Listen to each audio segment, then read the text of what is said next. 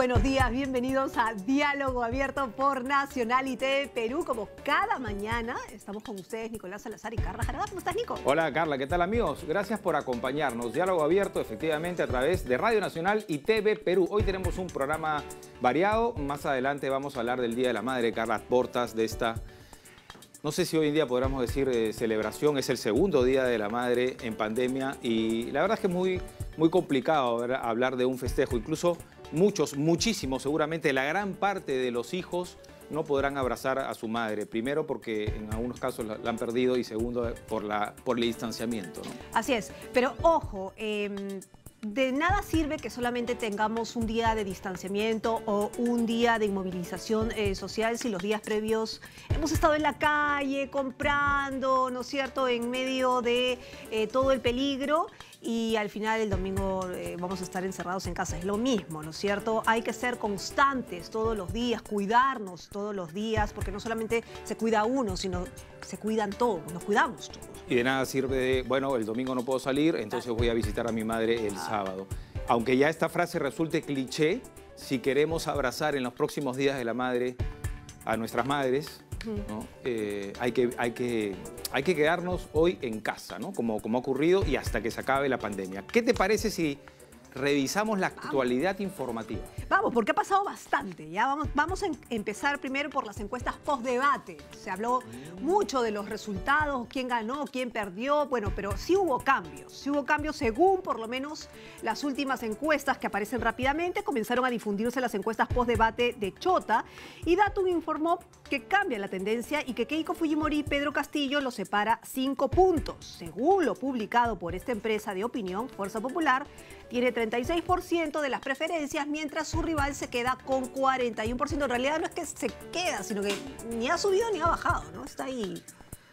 Está estancado, se podría decir, ¿no? Bueno, ahí están los números. Hay muchos que les gusta ver las estadísticas y sobre todo las tendencias. Faltan todavía algunos días para la segunda vuelta. Vamos a hablar de vacunación, Carla, porque creo que de un tiempo a esta parte, al menos ya las últimas semanas con las negociaciones que se han dado, básicamente con la vacuna de Pfizer se está avanzando más rápido y de manera efectiva. Atención porque ha continuado la campaña, la vacunación por el COVID-19 a nivel nacional y en ese contexto el presidente Sagasti sostuvo que las personas con problemas congénitos o degenerativos van a ser vacunadas con prioridad contra la pandemia junto con los adultos mayores apenas se cuenten con las dosis para inmunizarlos. El mandatario indicó que luego seguirán las personas que tienen enfermedades de alto riesgo, como aquellos pacientes que reciben diálisis y los que tienen tratamiento activo contra el cáncer. Vamos avanzando. Vamos avanzando y esto es importantísimo porque había muchas personas vulnerables, ¿no? Como las personas con síndrome de Down, por ejemplo, ¿no? Pero bueno, vamos avanzando como tú dices. Vamos a pasar a otro de los temas importantes que ya habíamos empezado hablando del Día de la Madre, con esta inmovilización social que no basta, por supuesto. Pero atención, porque les vamos a contar también qué es lo que se puede y qué es lo que no se puede hacer mañana domingo, ¿no es cierto? Con esta inmovilización, porque parece ser que la gente se confunde, no sabe qué hacer. Ya nos confundimos porque el lunes comienza otra etapa de la cual vamos a hablar también. Todas las semanas cambiamos, pues. Entonces, a propósito del Día de la Madre, se podrá salir a pie o en bicicleta solo para la compra de productos de primera necesidad, medicinas y recojo de alimentos en restaurantes. El uso de vehículos particulares estará prohibido. ¡Ojo! Hay multas, ¿ah? Hay multas y detenciones, así que piénselo bien. Y la salud es primero, ¿no? Vamos a pasar a otro asunto. Atención porque tras bambalinas, en medio de la pandemia, Carla, y por supuesto de la campaña electoral, hay muchas cosas que están ocurriendo y sobre todo en el Congreso de la República. Hablando ya directamente, vamos a ver algunas imágenes de apoyo que muestran precisamente al hemiciclo y el Pleno de la Representación Nacional. Finalmente, el Ejecutivo aprobó las disposiciones reglamentarias para la aplicación de la ley que autoriza el retiro del 100% de la compensación por tiempo de servicio, la CTS, efectuados en las entidades del sistema financiero, que tengan acumulados hasta el 31 de diciembre del 2021 con el fin de cubrir las necesidades económicas causadas por la pandemia del COVID-19. Pero veíamos el Palacio Legislativo y en el Congreso de la República, la noticia sin duda en los últimos días tiene que ver con el dictamen que autoriza en forma extraordinaria, Carla, por insistencia, ¿no? Finalmente se autoriza a los afiliados de la administradora de fondos de pensión el retiro facultativo de hasta 17.600 soles de sus aportes pensionarios. ¿Qué va a pasar? Bueno, aún el Ejecutivo no se pronuncia, ya no puede hacer nada por insistencia, esto va solamente una acción de inconstitucionalidad ante el TC, que por cierto está abarrotado de casos, y mientras que no se pronuncie, esto se tiene que ejecutar. Así es que creo que no hay marcha atrás. Si antes no se puso en tela de juicio, al menos no se apeló al TC, creo que esta vez ocurrirá lo mismo. Parece que no va a pasar, ¿no? Esa es la especulación, digamos. Que no va a pasar que no se pida por parte del Ejecutivo al TC este pedido, valga la redundancia, de inconstitucionalidad. Eso más allá de que hay algunos congresistas, además, que han dicho que lo vacarían a Francisco Sagasti si lo hace. Pero ya, bueno, falta tan poquito que no creo, ¿no? Pero bueno, en fin, vamos a dejar eso por el momento porque parece que, como dice Nico, es inminente. Pero ya les habíamos hablado que hay una reprogramación de vacunación para los adultos mayores y efectivamente nos vamos a trasladar a una de las jornadas de vacunación que ya debe haber iniciado desde temprano. Nos vamos a ir al RIMAC. Así es, y ya está lista para ese reporte Sofía Gallego. Sofía, ¿cómo te va? Muy buenos días. Muy buenos días.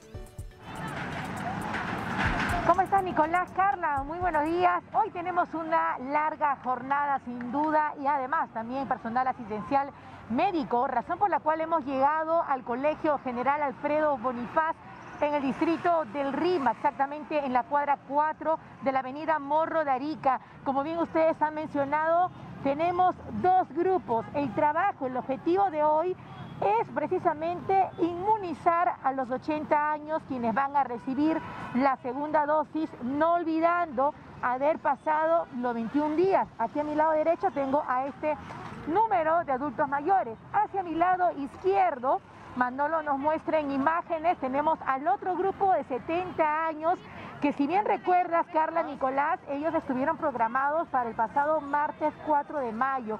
Pero ya sabíamos que a raíz de la llegada de este lote de vacunas en este fin de semana hubo una reprogramación, razón por la cual los del martes 4 de mayo tenían que venir hoy sábado 8 de mayo.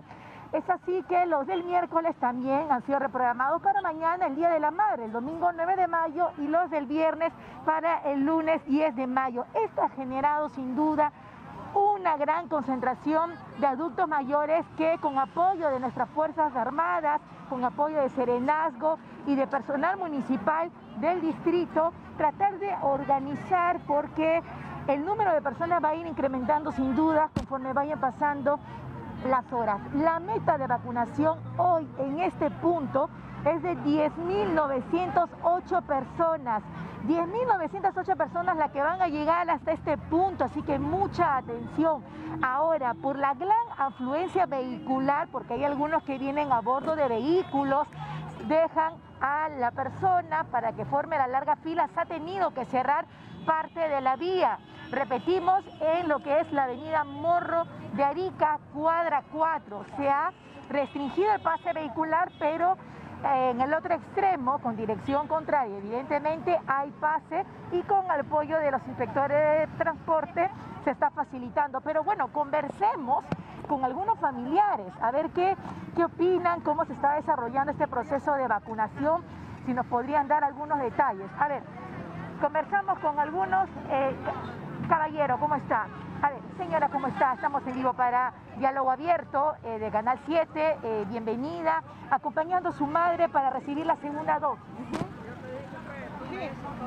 Bueno, cuéntenos, ¿se siente ella mucho más tranquila al saber que su madre ahora va a estar más protegida, obviamente no bajando la guardia?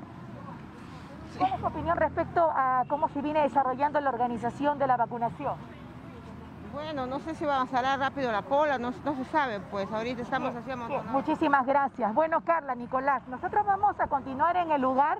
Como ya hemos repetido, 10.908 personas van a llegar hasta el Colegio General Alfredo Bonifaz en el Rima. Aquellas personas, vecinos del distrito que vengan, por favor hay que tomar ciertas previsiones, hay que llegar puntual, y no olvidar el DNI del paciente y los de 80 años que van a recibir la segunda dosis. La cartilla de vacunación es fundamental, pero sobre todo respetar los 21 días. Si vienen antes de los 21 días, lamentablemente no van a recibir la segunda dosis. Adelante con ustedes, compañeros.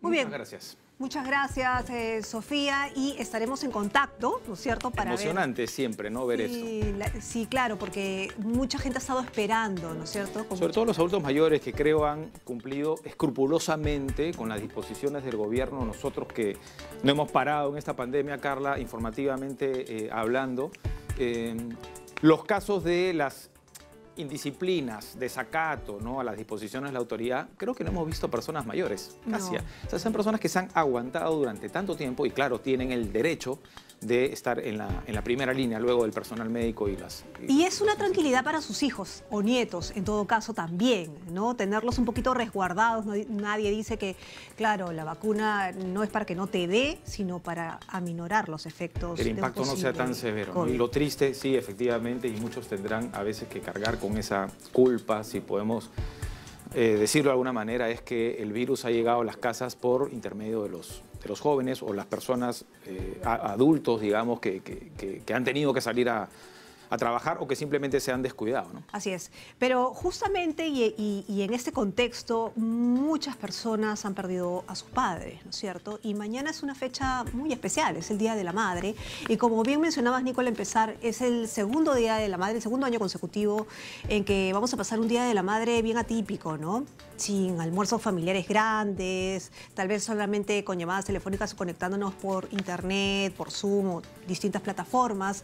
Eso en resguardo de nuestros familiares, o inclusive hay personas que, nada, van a vivir la nostalgia terrible de haber perdido a su madre, ¿no? Así es, efectivamente. Muchos incluso en casa, vamos a esta cámara, por favor, Germán, muchos hoy en casa incluso tampoco podrán abrazar a su madre, porque también hay muchas casas que tienen este distanciamiento entre las personas. Vamos a darle la bienvenida al doctor Abel Sagasti, que es psiquiatra, ¿no?, del Instituto de Salud Mental. Doctor, ¿cómo le va?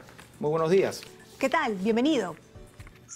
Muchas gracias, buenos días, Nicolás, Carla, y a todas los televidentes. Ahora, ¿cuáles serían los consejos? Porque, a ver, los consejos a veces en esta época... Cuando hay emociones de por medio. Sí, son complicados, ¿no? Pero digamos, ¿qué es lo que debemos enfrentar el día de mañana? O en todo caso, para las personas que estamos al costado y tenemos que de alguna manera sostener a alguien que está viviendo la ausencia materna, ¿cómo contener, ¿no es cierto?, esta nostalgia? Claro, siempre es difícil cuando hay pérdidas importantes, ¿no? Pero lo primero que hay que recordar es que las emociones son parte de nuestra vida y tenemos que permitir a la persona que sienta sus emociones, ¿no?, por más que sean tristes, y más bien podemos acompañarlos en ese momento, dejar que exterioricen sus emociones. Claro, no todo el día va a estar así, ¿no?, pero dejar que exteriorice y acompañarlo. Y una cosa que puede ayudar mucho a mitigar la pena es, por ejemplo, recordar los buenos momentos, ¿no?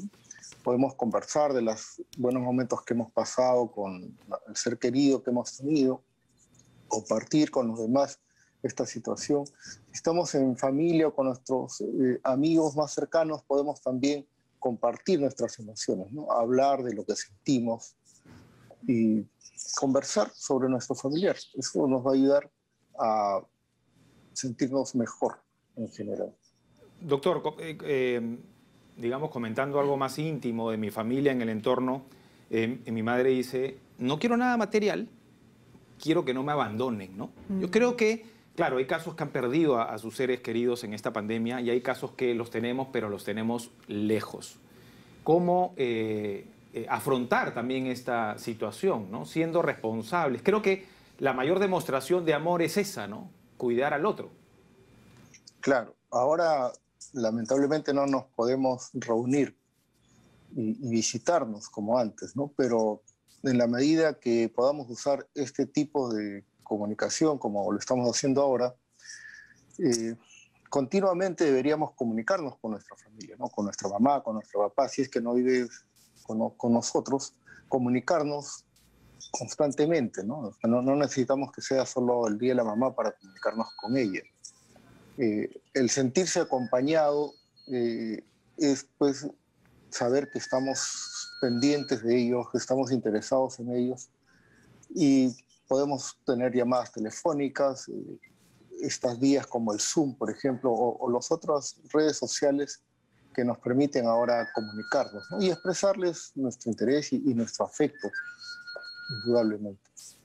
Ahora, pero vayamos, digamos, a lo práctico. ¿Qué les recomendaría? Como usted mismo ha mencionado, una cosa es hablarlo, pero ¿qué pasa, por ejemplo, con personas que viven solas, ¿no? O que vivían con su mamá y su mamá ya no está y se ha quedado sola? Eso es uno, ¿no?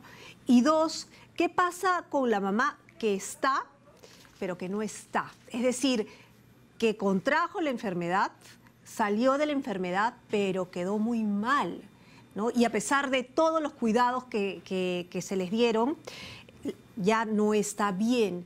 Y obviamente la persona que la cuida tiene una gran carga, la culpa de que se haya contagiado, y dos, la carga de cuidarla constantemente, que es otra preocupación, ¿no?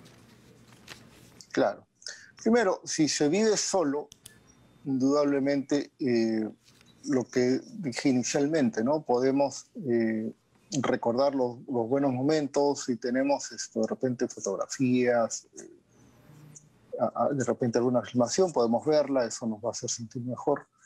Y no descuidar nuestro soporte social, ¿no? Que, como digo, podemos vivir solos, pero tenemos amigos, por ejemplo, ¿no? Entonces, compartir nuestras emociones con los amigos siempre ayuda a sentirse mejor.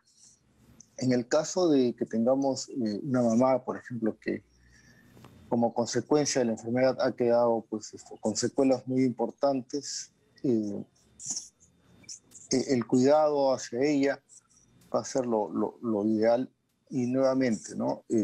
Buscar el apoyo emocional de la familia que tengamos al lado o de los amigos. Es siempre muy importante.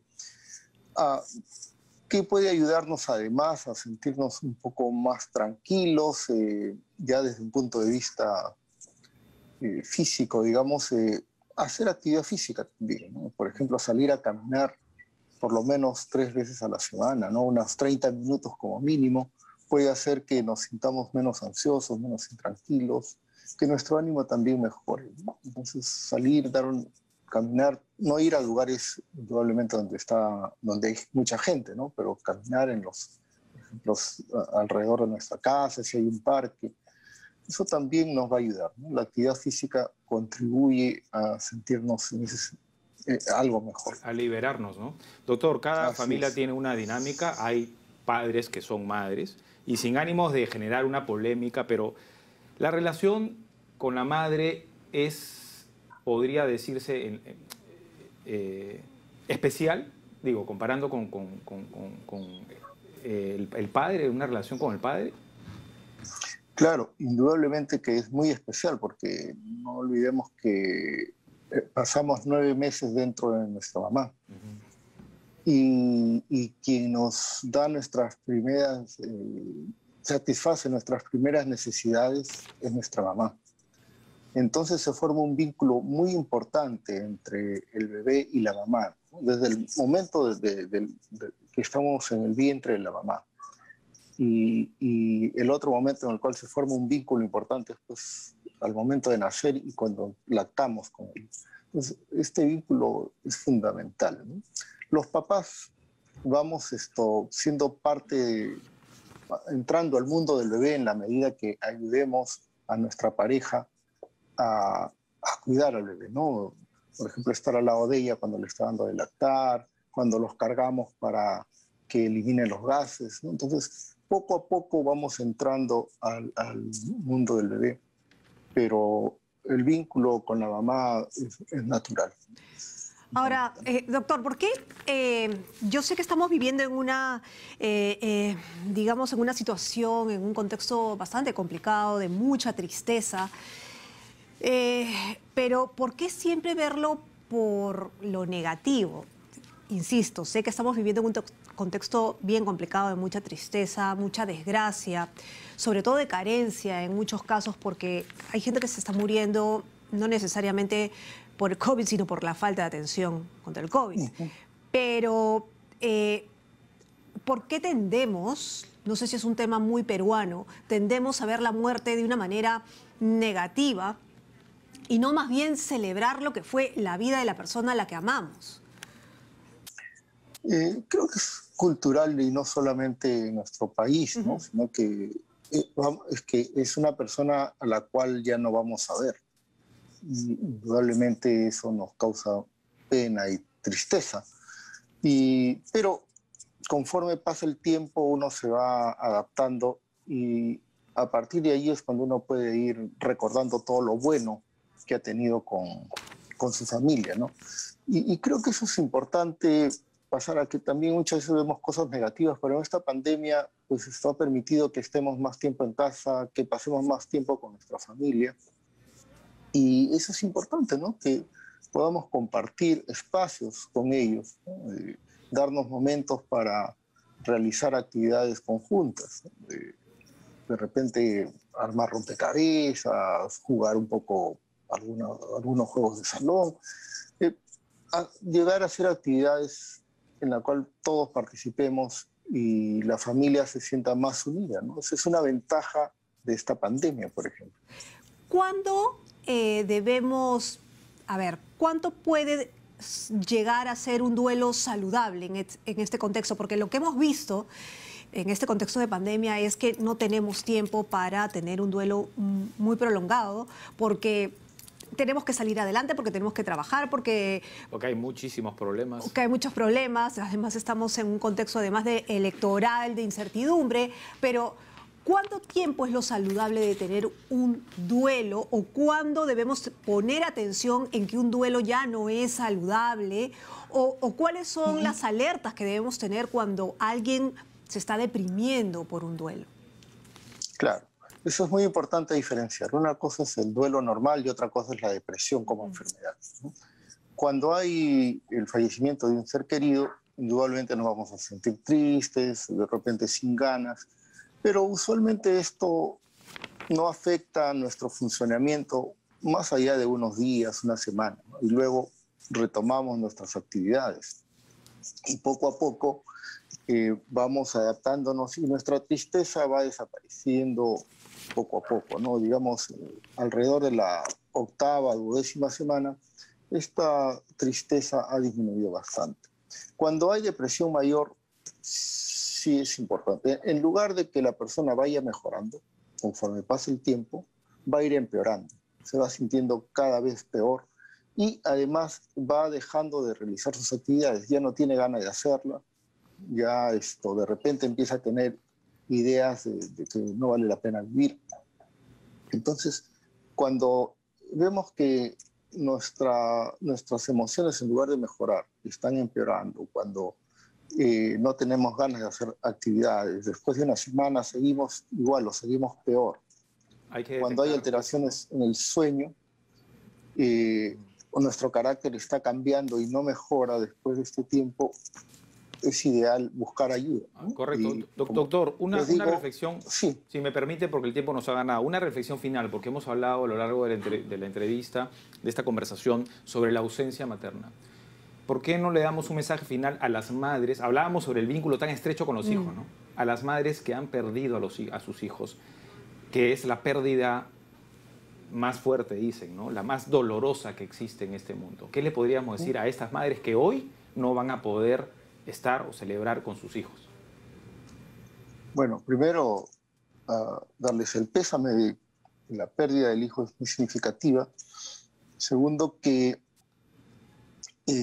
tenemos que recordar la vida que hemos llevado con ellos, sentirnos satisfechos de esa relación que hemos tenido, de los momentos buenos que hemos pasado, recordar que hemos tenido la oportunidad de vivir con ellos y de disfrutar con ellos, ¿no? Eso nos va a ayudar mucho.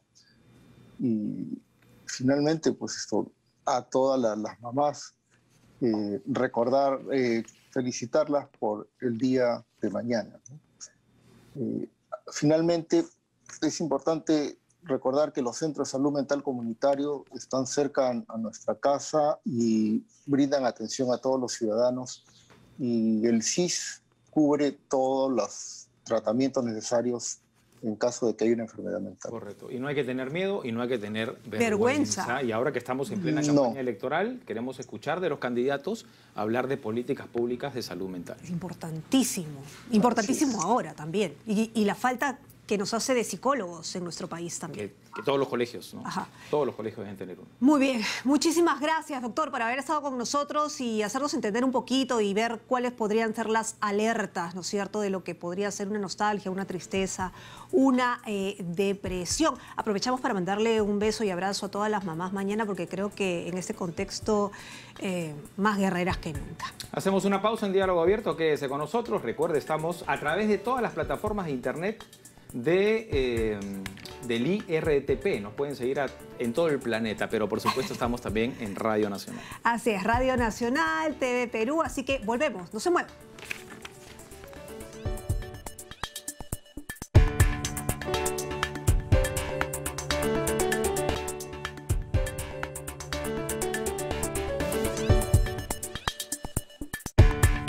Bueno, es inevitable, Carla. Estamos de vuelta, amigos. Gracias por acompañarnos. Esto es Diálogo Abierto. Inevitable hablar del COVID-19. Claro, por supuesto, porque es nuestro contexto en estos momentos y, por supuesto, cómo no revisar cada semana las cifras, más o menos, si es que de alguna manera nos incentivan. Pero, ojo, a veces esas cifras nos pueden llevar a bajar la guardia y de eso no se trata ya tampoco. Ya nos pasó entre primera y segunda vuelta. Ajá. Ahora, Hola. Lunes... ¿Ah? Hola. Hola, perdón.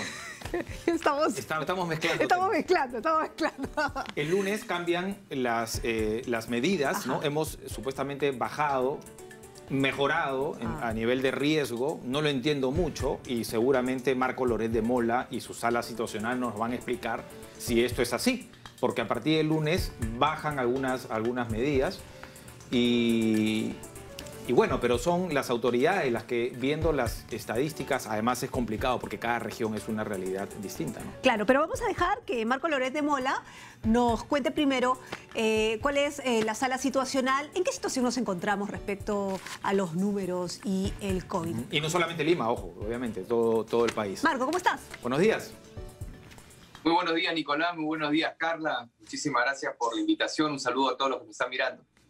Bueno, cuéntanos, ¿qué nos dice tu pizarra mágica este día? ¿Qué nos dicen tantos números? ¿Qué significa? A ver, siempre es importante analizar desde varios aspectos, ¿no? La positividad, lo que nos indica cuántas personas encontramos contagiadas cuando salimos a hacer pruebas o cuando llegan con algún caso a algún hospital, ha reducido, ¿no? En esta primera semana de mayo vemos que hay menos personas contagiadas cada vez que hacemos pruebas, ¿no? Digamos que la positividad que tenemos hasta el momento, porque MINSA está un poco desactualizado, ha demorado varios días en entregar la información, cosa que no es normal, preocupa un poco, pero podríamos decir que actualmente tenemos de cada 100 personas, 10 están contagiadas. Ese es el aspecto de la positividad, la gente que estamos encontrando contagiada. Buena noticia, que se reduzca. La OMS recomienda 5, aún estamos un poquito lejos. Pero bueno, lo que sí es bastante preocupante es la parte de hospitalización, de camas UCI. Si bien se ha reducido, no se ha reducido a niveles mejores que la primera ola. Lo que ustedes estaban comentando es justamente esa parte que preocupa. Se están relajando las medidas y aún estamos a un nivel de hospitalizados mucho mayor que el que tuvimos la primera ola. La primera ola no llegamos a un promedio de 13.200. Actualmente estamos en 14.300. En la primera ola, en camas UCI, no llegamos a los 1.700, si mal no recuerdo. Ahorita estamos en 2.600. Fallecidos todavía estamos en cantidades por encima de la primera ola. Entonces es muy importante este Día de la Madre, ojalá que rompamos ese patrón los peruanos y no salgamos compulsivamente a comprarle un regalo a la mamá, que lo único que origina es que nos vuelvan a cerrar la puerta después, como ya pasaba antes. Bueno, Marco, un poquito tarde, porque la verdad es que ayer las imágenes que hemos visto, por ejemplo, de Mesa Redonda o de los centros comerciales eran, bueno, por lo menos Mesa Redonda estaba abarrotado ayer Como de fiesta gente. navideña. Sí, y eso sí fue bastante preocupante, ¿no? Ese es justamente lo que mencionábamos en el video que trabajamos ayer. Nos quejamos que no podemos trabajar y está bien, necesitamos llevar un pan a la casa, pero tampoco cuando podemos trabajar no guardamos las medidas, ¿no? Ahorita, por ejemplo, este conglomerado que tenemos de Flores, a diferencia del anterior Día de la Madre, ahora está abierto. Vamos a ver si realmente guardan las medidas adecuadas ahora que tienen la oportunidad, a diferencia del año pasado, de sí vender. Eso es lo que tenemos que lograr, no dejar de vender, pero guardar las medidas. Mucho cuidado. Marco, el año pasado la esperanza giraba en torno a la famosa inmunidad de rebaño. Claro, luego conociendo más un poco el COVID, nos dimos cuenta que había reinfección, que habían variantes, que no era tan sencillo como se pensaba. Luego ya en la vacunación, digamos, la esperanza gira en torno a esto, ¿no? A que sea masiva y finalmente acabe la pandemia. La pregunta es, ya viendo en segunda ola la cantidad de contagios, porque ya nosotros los percibimos, porque lo vemos a nuestro alrededor, ¿eso crees que ya empieza a ser fundamental en estas estadísticas que tú estás revisando? ¿Tú crees que igual ya se está viendo una baja por ese motivo? No, esa carta es muy débil, porque mañana sacan de que te puedes reinfectar al día siguiente que terminaste de estar infectado y se malogró toda la teoría, ¿no? Nosotros lo que sí consideramos es que la gran mayoría de peruanos está tomando medidas, porque esa es la forma como se reflejan los números. Las reuniones sociales seguramente están tomando mayores medidas, la gente está cuidando más. Claro. Los números que hemos tenido anteriormente, Nicolás, asustan. Y yo creo que esto, lamentablemente, el miedo pues no es el ideal, pero es un motivador de estarte cuidando, ¿no? Cuando vimos que rompimos el nivel de los 8.000 fallecidos semanales, datas INAEF, y en la primera ola apenas habíamos superado los 7.000, muchos peruanos seguramente decidieron cancelar los planes que habitualmente hacían o subirse un poquito más la mascarilla, el tiempo promedio que normalmente te la subías. Claro. Pero ese efecto, aunque no parezca, pero es multiplicador. Muy bien, Marco, mil gracias por estar con nosotros como siempre cada semana y estaremos el próximo sábado hablando, esperemos que sin efectos respecto a lo que hemos vivido. No, los efectos de este fin de semana se verán en 2 o 3 semanas. Claro, todavía, claro que sí. Muchas gracias. Nos vemos entonces. Gracias, Marco, gracias. Buenos días. Muy bien.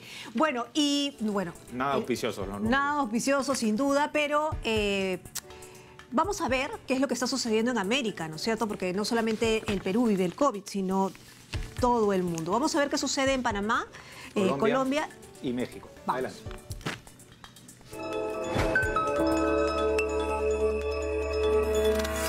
Muchas gracias. Se le saluda Lizara Angulo Orozco, periodista de RPC Radio en Panamá.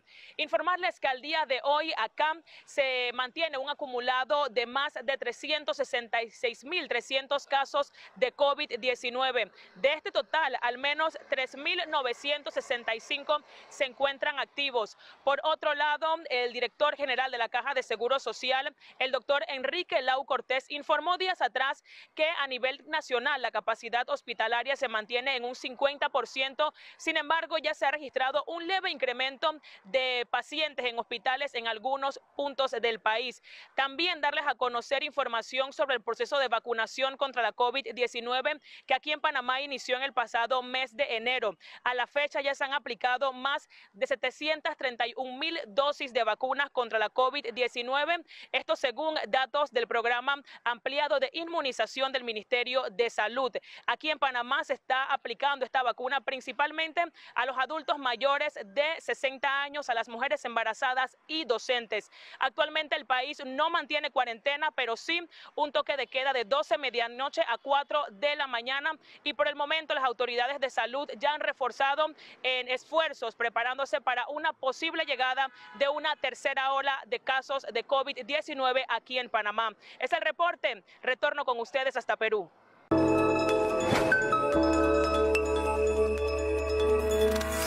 Hola a todos, mi nombre es Diego Vallejo, estoy reportando desde Colombia para todos los amigos de Radio Nacional y Televisión de Perú.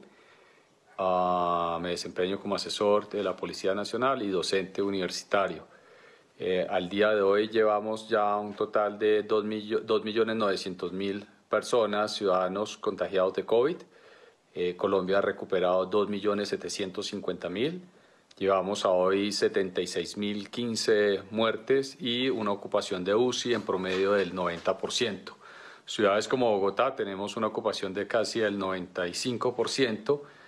Medellín, otra de las ciudades principales, casi ocupación del 97%. Algunas ciudades más pequeñas hemos llegado a ocupación de UCIs del 100%. Adicional a esto, Colombia ha pasado durante estos últimos 8 días, especialmente la última semana, una situación compleja de protesta social. Inicialmente una protesta que fue incendiada por los temas de reforma tributaria presentadas por el gobierno, que finalmente no tuvieron un final feliz. Sin embargo, la ciudadanía ha seguido protestando en todo el país, con disturbios, la fuerza pública tratando de controlar de alguna manera toda esta situación. Obviamente esto ha impactado fuertemente la movilidad, la economía, todo el tema de productividad del país.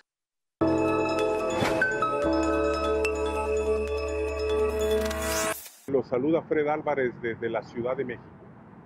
Nuestro país registró este jueves 6 de mayo 2.846 casos más de coronavirus. 20 horas. Las autoridades sanitarias reportaron 166 decesos en las últimas 24 horas, con lo que suman 218.173 personas fallecidas. Es una cifra baja de muertes si se compara con otros días, aunque debemos precisar que la cifra más baja de decesos ocurrió el domingo 2 de mayo, cuando autoridades sanitarias reportaron solo 65 defunciones, la menor cifra de difuntos reportadas desde abril del año 2020.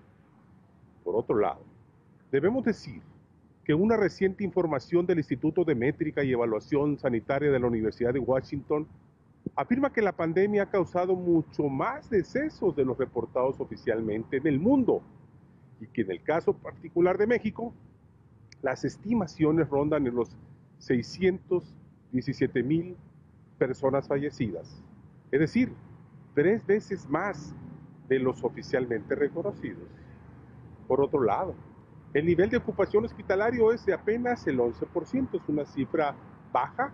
De hecho, es el mejor porcentaje que hemos tenido en atención a la pandemia, a decir de especialistas.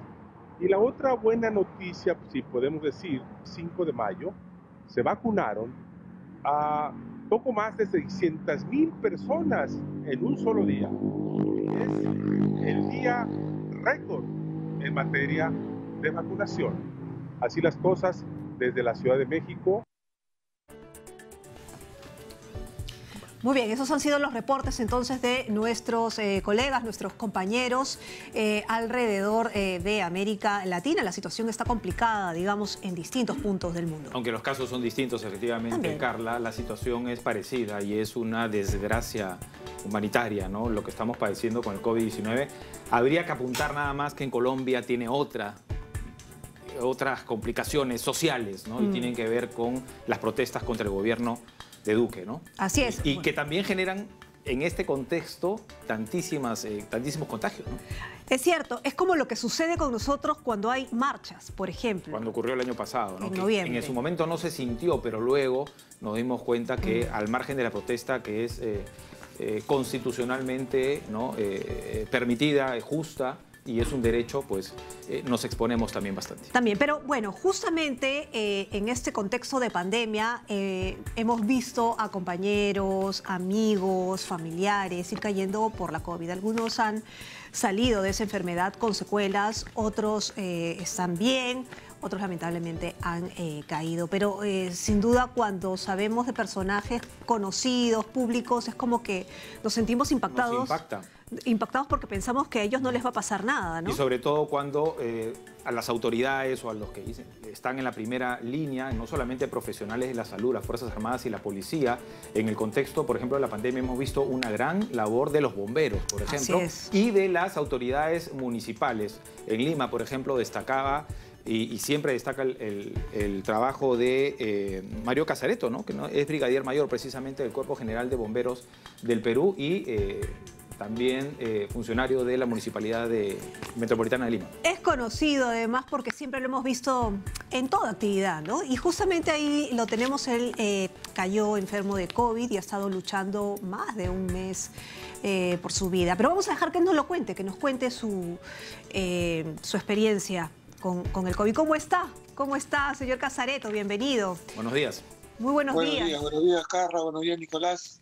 Y de antemano, gracias. No, qué ocurrencia, al contrario.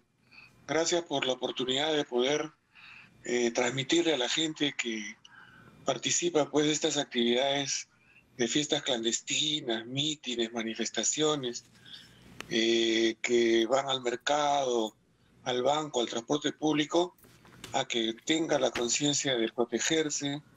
Lamentablemente, pues el pico que hemos tenido últimamente nos hace ver que sí, muchas veces los que participamos de esas actividades no somos los que nos sentimos mal o nos contagiamos, somos los que llevamos el virus a la casa y comprometemos a padres, abuelos, familiares que terminan pues en situaciones críticas.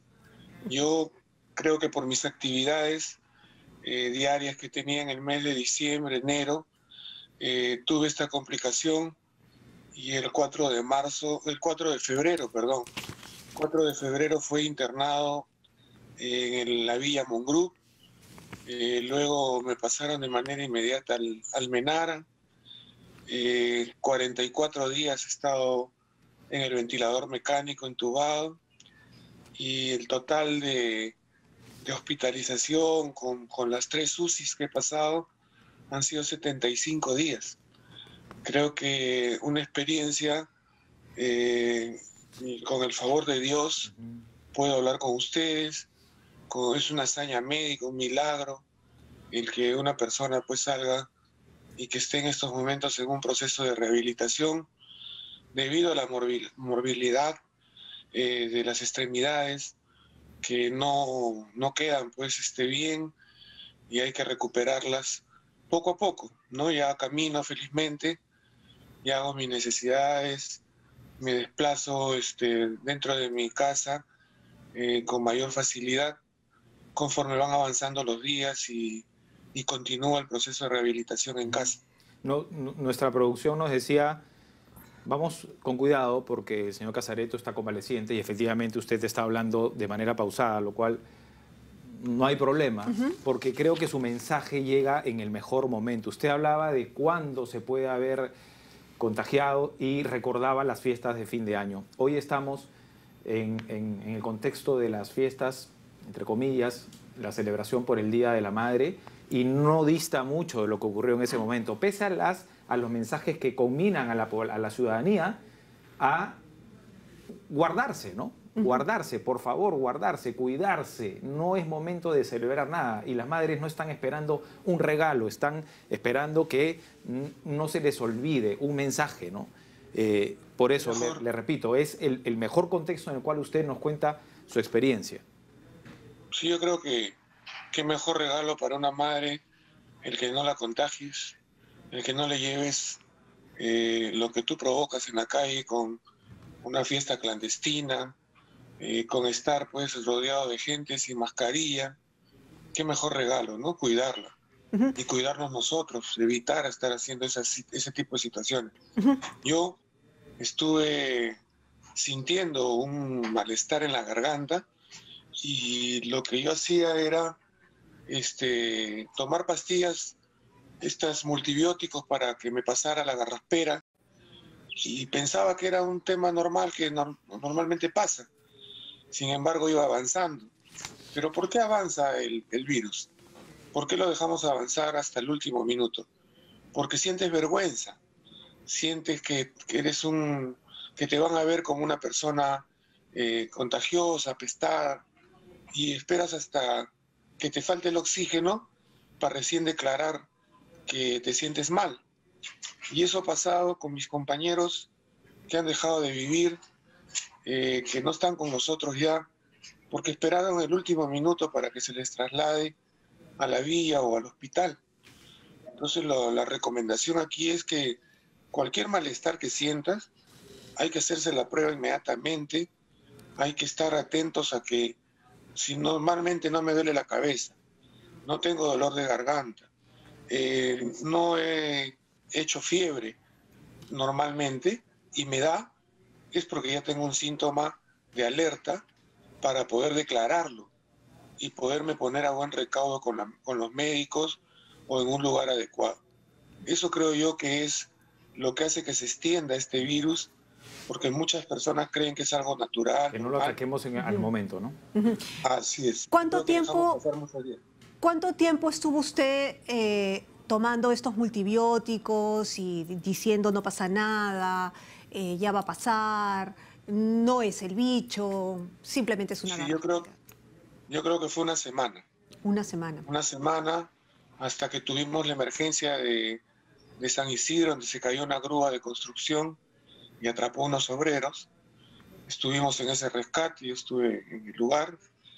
Luego fuimos a un incendio a San Miguel y ese día prácticamente sentí que un cansancio no habitual. Atípico. Y decidí irme a mi casa pues a las 5:30, 6 de la tarde, cuando mi recorrido del día era hasta las 10 de la noche. Entonces decidí ya no ir a mi dormitorio, sino subir a otro ambiente, y en ese ambiente armar una cama y llamar a mi hijo, al mayor, diciéndole lo que sentía. Bueno, tuvimos que ponerme oxígeno, 5 litros de oxígeno para poder mantener la saturación. Pasó un día, se tuvo que subir un poco más el oxígeno y ahí recién se decidió llevarme a la vía Mongrú, gracias al apoyo de salud, de la presidenta, la señora Fiorella Molinelli, del doctor Amorós, de la doctora Karin Contreras, directora del Villa Mongrú. Y ahí empezó el 4 de febrero la instalación del ventilador. Ya no recuerdo nada. Al día siguiente, a los 45 días que me despertaron, te despiertas con actitudes delirantes, con ganas de sacarte todo lo que tienes puesto. He estado amarrado, creo que 2 o 3 veces por reacciones que tiene tu mismo cuerpo, de quererte salir o tirarte de la cama. Hay bastantes cosas difíciles que hay que afrontar durante este proceso. Y qué bueno que las cuente porque nos invita a la reflexión. Ahora, un punto sobre estos 5 días que usted mencionaba, ya conversando, me imagino usted con los especialistas, estos 5 días son determinantes, ¿no? En realidad, cuando uno tiene el primer síntoma hay que hacerse la prueba y hay que atacar como se pueda, ¿no? al coronavirus, ¿no?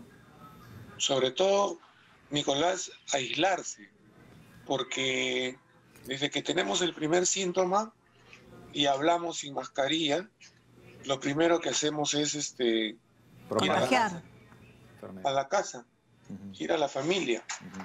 Entonces, estamos ya exponiendo una situación de esta nube que nos dicen que creamos cuando hablamos y vamos regando el virus por todos los sitios donde estamos. La cantidad de muertos que nosotros podemos ver que se eleva, que baja, que se eleva, es producto de eso, porque no nos damos cuenta. Ahora, sé que tiene un hijo médico que lo estuvo cuidando mucho. ¿Eso también lo ayudó bastante?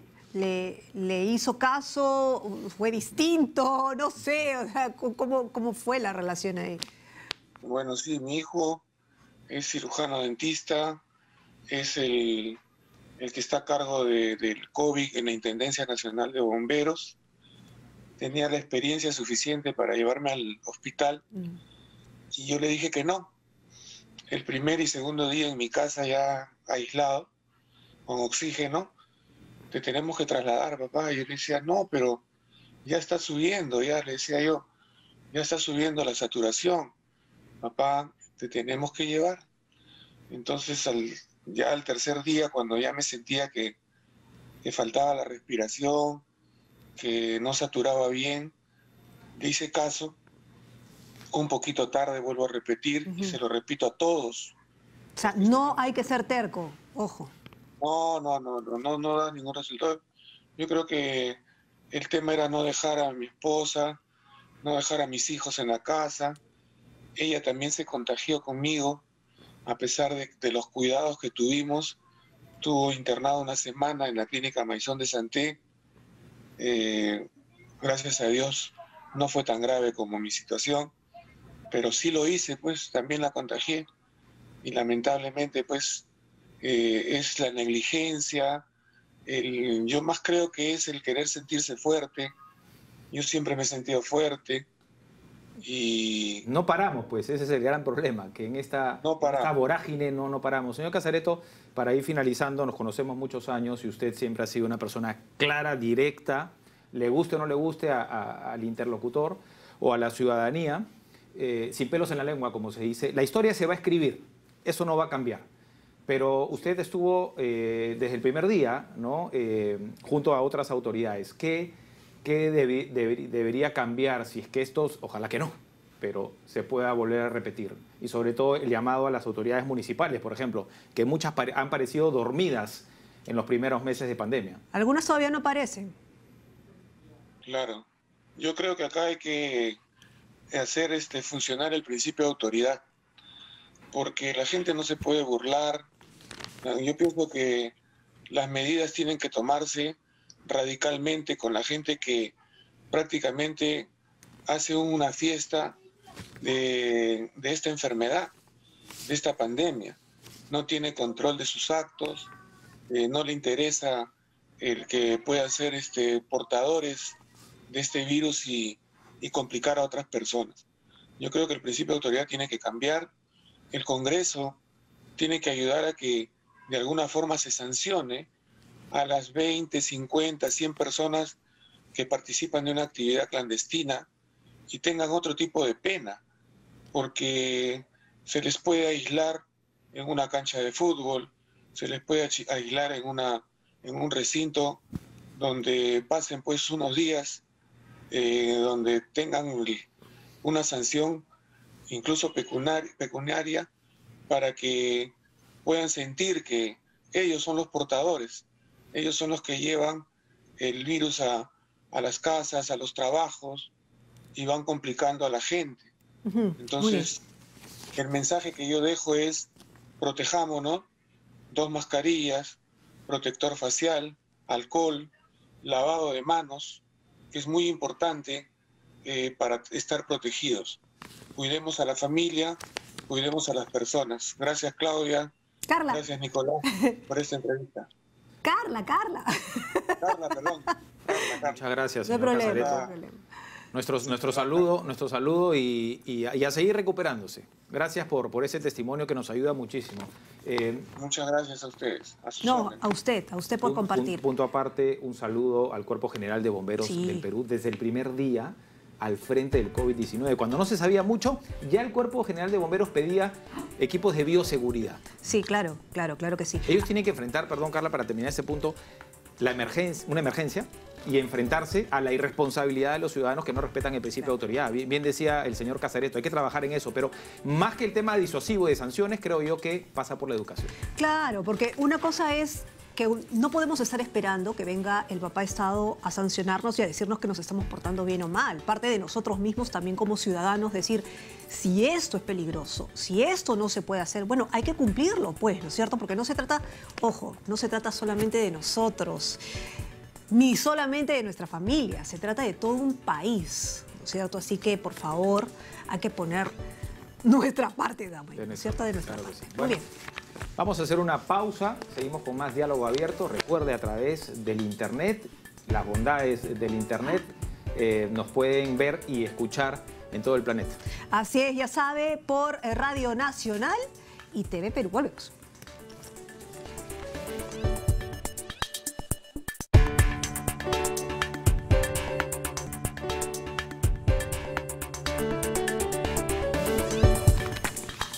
Muy bien, continuamos el diálogo abierto, Nico, por Nacional, ¿no es cierto? Y también por TV Perú. Y una de las cosas que hemos visto también verse afectadas por el tema de la pandemia es la economía, eso es sin duda. Pero uno de los lugares más afectados parece ser en la frontera con Chile, ¿no? Tacna, que recibía, 2 millones de chilenos al año y que consumían no solamente los productos gastronómicos de nuestro país, sino bienes y servicios. Turismo de salud. Exacto, eso es importantísimo, ¿no? Por ejemplo, así es. Y de todo, prendas, textil, ¿no? Porque, claro, Tacna es para ellos es una mejor opción, ¿no? A diferencia de Arica, de pronto los precios son más altos. Bueno, el impacto es severo para la región Tacna y nos tiene más detalles precisamente nuestro corresponsal, Martín Ricón. Martín, ¿cómo te va? Buenos días. Martín, cuéntanos, ¿cómo estás? Buenos días, Nicolás, Carla, efectivamente, transmitiendo en vivo desde el Paseo Cívico de la ciudad heroica de Tacna. Así como ha mencionado, la situación que se ha creado a través de la pandemia ha afectado duramente a la economía de Tacna. En 1 año y 2 meses que está la frontera cerrada, se ha perdido alrededor de 300 a 400 millones de dólares. Para tener más información vamos a conversar con el presidente de la Cámara de Comercio de Tacna, Guillermo Martorell. ¿Cómo está? Buenos días. Muy buenos días a toda la teleaudiencia. Sí, efectivamente, bien mencionaba que para Tacna, para la economía de Tacna, ha sido bastante complicada y crítica la situación que se ha generado justamente por el cierre de la frontera. Anualmente en el año 2019, que ha sido un año completo normal, pasaban alrededor más o menos de 2.100.000 personas, en buena cuenta visitantes extranjeros que venían a Tacna. Y estas personas consumían aquí en Tacna. Entonces entenderán pues que hoy día que el comercio y los servicios, que eran las actividades principales, y que eran los que sostenían en gran parte, diría yo, entre 75 y 80% de la economía de Tacna, está sustentada por el comercio y los servicios. Y este comercio y servicios viene a ser generado, movido, precisamente por los 2 millones y fracción de turistas, de visitantes extranjeros que vienen anualmente a Tacna. Recordemos que cada chileno que venía a Tacna antes del cierre de la frontera gastaba en la región alrededor de 150 a 200 dólares por día, es el cálculo que se tiene. Otra situación es cuáles son los negocios que se han afectado, los comercios que se han afectado aquí en la región Tacna. Bien, como les decía, Tacna, en comercio y servicios, en comercio inicialmente había un turismo de salud, ¿no? Donde la mayor demanda estaba en odontología y en oftalmología, o sea, dentistas y oculistas, digamos, hay por toda la ciudad. Lógicamente eso genera un desarrollo colateral también de servicios de salud, como clínicas, farmacias, ¿no? De compra de remedios, lo que es la cirugía estética, etcétera, etcétera. Entonces, el turismo de salud es lo que genera una buena corriente de atractivo para que nos visiten en Tacna. Por otro lado, está el hecho de que eso se complementa con compras. Tenemos los mercadillos que importan por Sofratacna, donde ofrecen mercadería a muy buenos precios. Tenemos el turismo de recreo, casinos y sobre todo el turismo de gastronomía.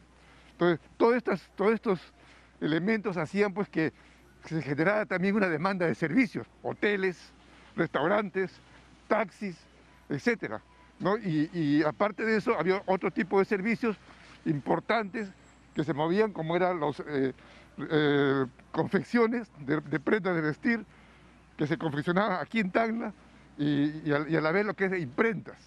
Imprentas, se hacía mucho servicio de imprenta para el vecino país. Entonces, todo esto, pues, hoy día, pues, con el cierre de frontera, la economía tacneña se ve seriamente amenazada.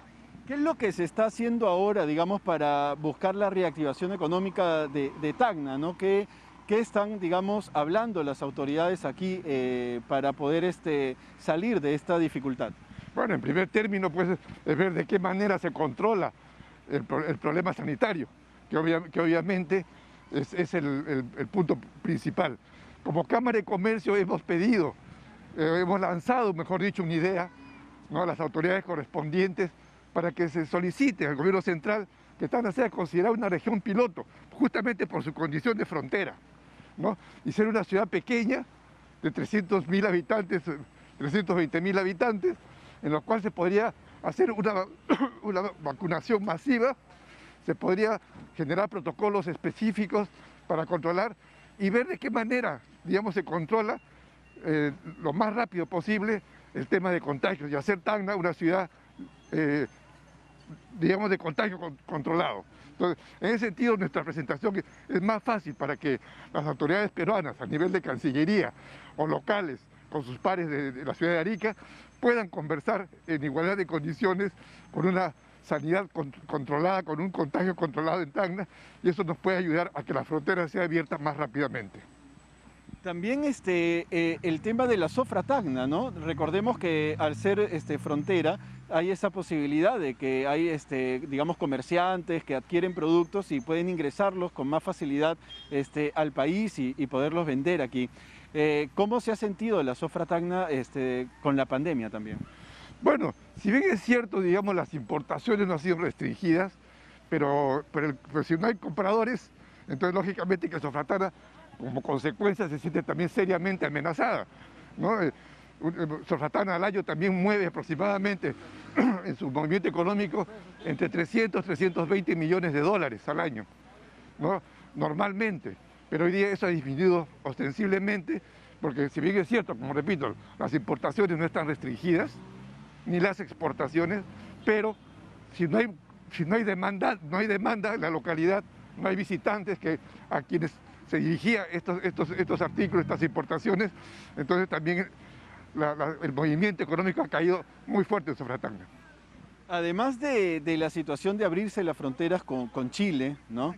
Que digamos tiene muchos años para poder comerciar aquí en Tacna, también hay esta posibilidad de conectar Tacna con La Paz, con Bolivia, para que, digamos, ciudadanos bolivianos vengan aquí digamos, a comprar, a invertir en Tacna.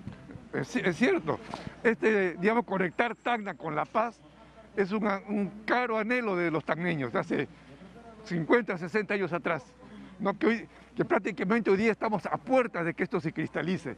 Desde el año 2017 ya se empezó a hacer la carretera, el asfaltado de la carretera Tacna-La Paz, lo cual nos permitiría conectar una ciudad de 3,5 millones de habitantes a Tacna, lo cual nos genera una posibilidad muy amplia de recibir turismo boliviano, y eso es lo que queremos que se haga. Muchas gracias. Bueno, como hemos podido escuchar, todavía hay algunas alternativas para poder reactivar la economía de la región Tacna. Todavía tenemos que esperar cómo se va a realizar la situación de acuerdo a la pandemia del COVID-19. Regresamos con ustedes en Lima. Muchas gracias a Martín Rincón. Efectivamente es preocupante. Es difícil, ¿no, Carla? Porque hay que enfrentar no solamente el aspecto de salud de la pandemia, sino también lo indirectamente afectado, que es la economía. Así es impresionante. ¿Por qué? Porque en algún momento, y aquí lo comentábamos fuera de cámaras, en algún momento Tacna llegó a hacer y vender uniformes escolares de colegios chilenos. Imagínense el nivel de dependencia económica de la frontera, ¿no? Así que la deben estar pasando muy mal. Ha hablado de 300 a 400 millones de dólares perdidos en todo este año y pico de pandemia que estamos viviendo. Bueno, vamos a dejar el tema del COVID-19 y estas afectaciones a la economía en el sur del país para hablar de las elecciones. Pero creo que es momento de llamar la atención y a la reflexión a los candidatos, sus partidos y sus seguidores, porque se está yendo de las manos, ¿no? Sí, y creo que lo que se refiere, Nicolás, es precisamente a la falta de respeto que estamos viviendo los electores también y los ciudadanos al ver esta pelea y enfrentamiento entre ambos candidatos diciendo que te espero en el penal, yo te debato en los exteriores, yo voy a Chota, hasta aquí he tenido que venir. Ojo, señores, genial que debatan, genial conocer sus puntos de vista. Eso es lo que necesitamos para ver y elegir por uno de los dos candidatos. Pero que se haga de forma precisa y acertada y asertiva para ver realmente propuestas y no pullas, ¿no es cierto? Es decir, si hay un ente como el Jurado Nacional de Elecciones que está planteando 4 debates, bueno, pues entonces escojan ese tipo de debate y no ir como a ellos les dé la gana en los exteriores de Penal Santa Mónica, uno de ellos va a ser autoridad. Imagínense, si no respetan ahora las reglas de juego, ¿qué va a pasar después? Pero sobre todo no incitar a los mensajes de odio.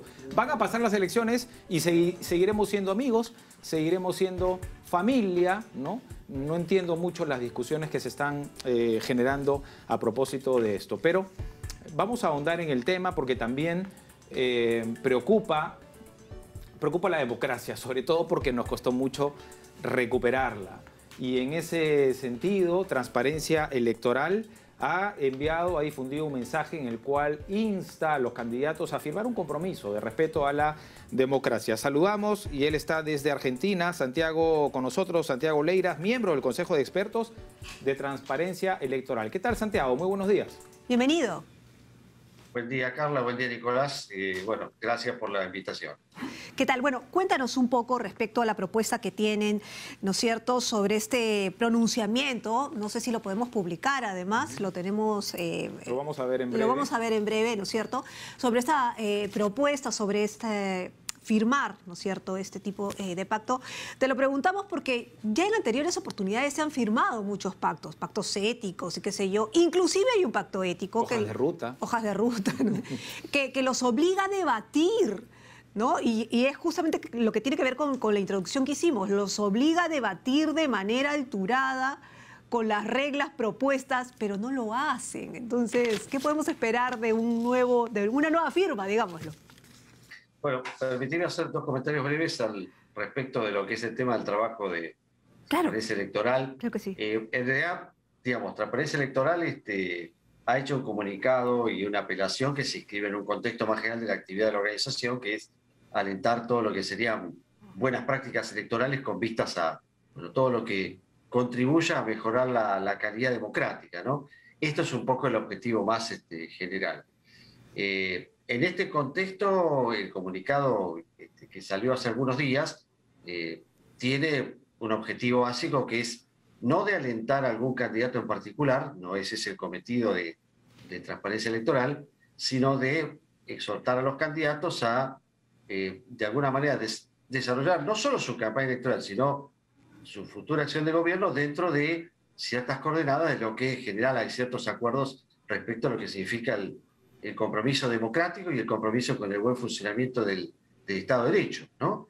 Cuando me refiero a esto, me refiero a esto de que, bueno, la democracia se define por procesos electorales que puedan ser libres, que puedan ser transparentes, que haya garantías de competitividad, y sobre todo una cuestión que es fundamental, que es la democracia se funda en la regla de la mayoría, pero la regla de la mayoría es un procedimiento para elegir autoridades, no es un canon de verdad, ¿sí? Con lo cual la regla de la mayoría permite elegir mayorías y minorías que no son definitivas, son en este caso circunstanciales, y los actores tienen que tomar de esa manera el resultado electoral, ¿no? Entonces el objetivo básicamente ha sido ¿no? El de, frente a la preocupación por el tono y las declaraciones y los antecedentes de los dos principales candidatos, Transparencia plantea esta necesidad de que, bueno, los candidatos planteen un compromiso firme y efectivo con lo que es tanto la democracia como el funcionamiento del Estado de Derecho, en el caso particular de Perú, por supuesto. Revisamos el tuit, vamos a Twitter y a la cuenta de Transparencia Electoral para seguir ahondando en ese tema con Santiago Leiras. Ahí está, ¿no? Estamos un poquito lejos, no podemos leer, si nos ayudan con la pantalla. Bueno, la foto de Keiko Fujimori y Pedro Castillo, ahí está en el debate de Chota, ¿no? Dice, Consejo de Expertos de Transparencia Electoral insta a los candidatos a la presidencia del Perú a firmar una declaración de compromiso a respetar los principios democráticos ante la comunidad internacional. Y bien lo decía Santiago, ¿no? Está claro que no es, vinculante. Sin embargo, ustedes, Santiago, ¿han recibido alguna comunicación? La respuesta, lo que veo es, y qué bueno, es que hay mucha difusión, ¿no? Se está difundiendo este mensaje en los medios, pero que se difunda en la interna de los partidos también es importante, ¿no? De lo que puedo hablar como primer impacto es en relación a los medios, que bueno, la repercusión ha sido bastante satisfactoria. Yo no tengo información hasta ahora, por lo menos, del impacto en torno a los partidos políticos, digamos, ¿no? Bueno, de todas maneras, creo que el primer paso está cumplido, que es el de lanzar, digamos, la piedra para una discusión respecto al rol que tienen que tener los candidatos y a los compromisos que una organización de este tipo tiene respecto a la necesidad de un debate público que, entre otras cosas, contribuya a mejorar la calidad democrática, digamos, ¿no? Y yo creo que esto es importante porque además lo hacemos dentro de un contexto, un clima regional bastante complejo. No solo en Perú hay situaciones que motiven una preocupación significativa, sino que hay otras situaciones en la región que generan genuina preocupación respecto al futuro de la democracia o eventualmente frente al deterioro de la calidad democrática en la región como tal, ¿no? Santiago, el respeto a la democracia en términos generales, pero a ver, un resumen, ¿no? ¿Cuáles serían los puntos de este pacto, de este compromiso? Entiendo, para comenzar, el respeto a la autonomía de las instituciones y de los poderes del Estado.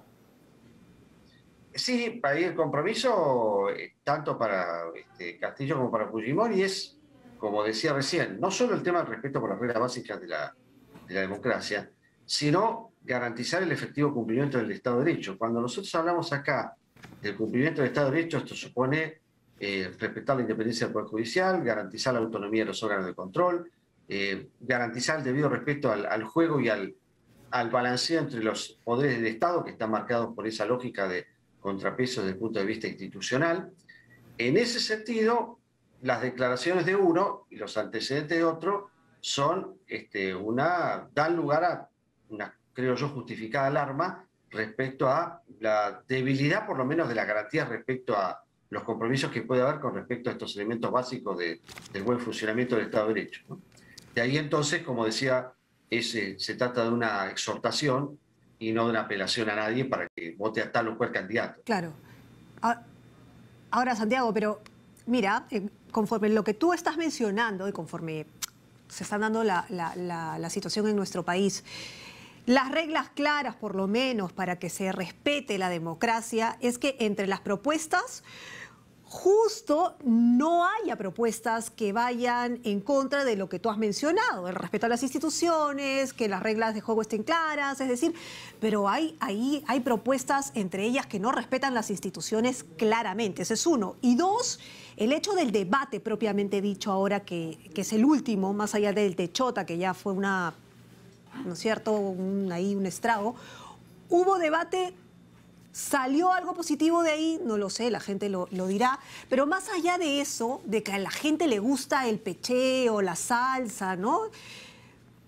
Se está proponiendo otro debate en los exteriores de un penal. Cuando hay una organización que se llama Jurado Nacional de Elecciones, que está proponiendo 4 debates y ellos no quieren aceptarlo o no llegan a un acuerdo para aceptarlo. Entonces es claramente que tampoco están respetando la institucionalidad. Entonces, ¿qué podemos esperar de uno o de otro, ¿no? O sea, para ser imparciales. Están en el mismo juego.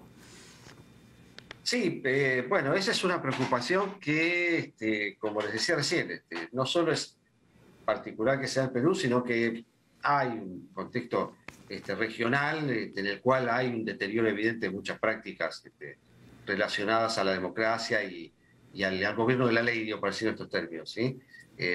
Por eso la necesidad de ser, creo yo, como una primera condición, fuertes, firmes y claros respecto a este tipo de exhortaciones, digamos, ¿no? Dentro de las posibilidades y los límites, por supuesto, que tiene una organización que no es el Estado, sino que forma parte de un conjunto de organizaciones de la sociedad civil, digamos, ¿no? Bueno, ahí después hay un límite, que son los límites que exceden a una organización que forma parte de un espacio que es el espacio del Estado, digamos.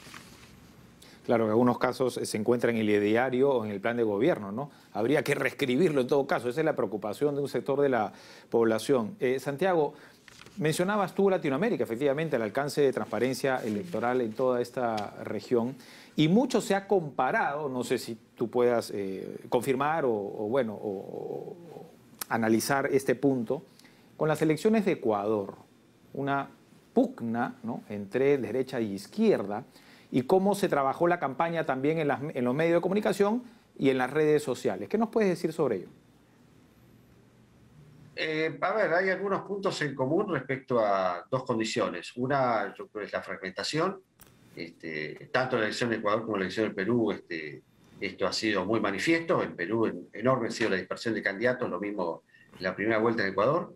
Y segunda, una consideración en términos de polarización política, ideológica. En términos argentinos diríamos la grieta, digamos, ¿no? La polarización tiene expresiones en distintos sentidos, ¿no? En lo ideológico y también en lo territorial, digamos, ¿no? Que tanto en Perú como en Ecuador hay un común denominador respecto a esta cuestión de la fragmentación territorial como expresión más profunda de lo que es la fragmentación electoral, digamos, ¿no? Así que en ese sentido, sin duda que estamos frente a dos casos en los cuales hay muchos comunes denominadores, digamos, ¿no? Pero una campaña como esta, ¿no es cierto?, totalmente polarizada, y eso también siguiendo los ejemplos a nivel internacional. España también acaba de pasar por una situación así, ¿no? Ha ganado la derecha, además con un eslogan, me parece muy parecido al que estamos utilizando nosotros, con una campaña muy parecida a la que estamos utilizando aquí en el Perú, ¿no? Es o estás conmigo, ¿no? O estás con la libertad, o no, o sea, que es lo mismo que acá, que se está jugando con el tema del comunismo, ¿no? Entonces, ¿eso funciona? O sea, ¿la polarización realmente funciona a largo plazo? El miedo sí funciona, probablemente, ¿no? Bueno, aquí ya hablo, digamos, más como politólogo, digamos, pero volviendo al rol, digo, como integrante del Consejo, digamos, bueno, en general la apelación, hasta ahora, digamos, empecé a hablar un poco como politólogo, un poco como miembro del Consejo, digamos, ¿no? Pero, digo, desde el lugar del Consejo, siempre la apelación y la exhortación es aún en el contexto de polarización, garantizar ciertas, digamos, condiciones mínimas para que el debate público no se salga de los carriles de la racionalidad, digamos, ¿no?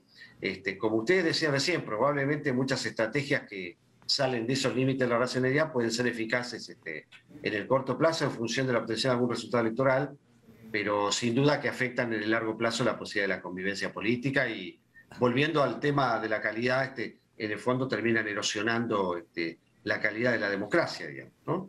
Y eso generando este efecto que puede ser de democracias que no mueran de golpe, sino que mueran de a poco. Comentábamos en la presentación, Santiago, que la campaña se está desbordando, se está yendo de las manos. Y hay que hablar de los ataques de uno y otro lado. Yo no sé si el Tribunal Electoral también se pronuncia y analiza en particular este tipo de casos. Porque claro, se puede decir que detrás están seguidores o partidarios, pero no están los líderes, ¿no? Ciertamente ellos tendrían que avalar o, ¿no?, aceptar cómo es que se desarrolla la campaña. Pero me da a mí personalmente un poco de vergüenza tener que compartir contigo y a toda Latinoamérica lo que está pasando, ¿no? No sé, señor director, si tenemos unas imágenes de apoyo nada más, porque no vamos tampoco a ahondar y escuchar mucho lo que ha ocurrido en los últimos días, ¿no? Por un lado, básicamente los seguidores del este mensaje que aparentemente, bueno, acá está mezclado, ¿no? Mezclado, ¿no? Pero básicamente lo que son mensajes que incitan al odio, ¿no? Por un lado, ahondando las brechas o en un mensaje, en este de acá, por ejemplo, de esta muchacha que supuestamente habla de unas brechas que en 200 años no se han cerrado, ¿no? Y la respuesta del otro lado es, todos somos ¿tú quién iguales, eres? ¿no? No, y además, yo soy tal, tú quién eres, también, ¿no? Es como, sigue el pecheo entre ambos candidatos, entre ambas posturas, y además, más allá de las posturas de derecha e izquierda, es ya un mensaje de odio, ¿no es cierto? De uno u otro lado. De uno u otro lado. Sí, a ver, digamos, hablando como organización, uno no puede establecer y incursionar en lo que es el tema del desarrollo de las campañas de los candidatos. Lo que sí uno puede es establecer o pensar algunos criterios de lo que puede ser alguna buena práctica en cuanto a las campañas electorales, digamos, ¿no?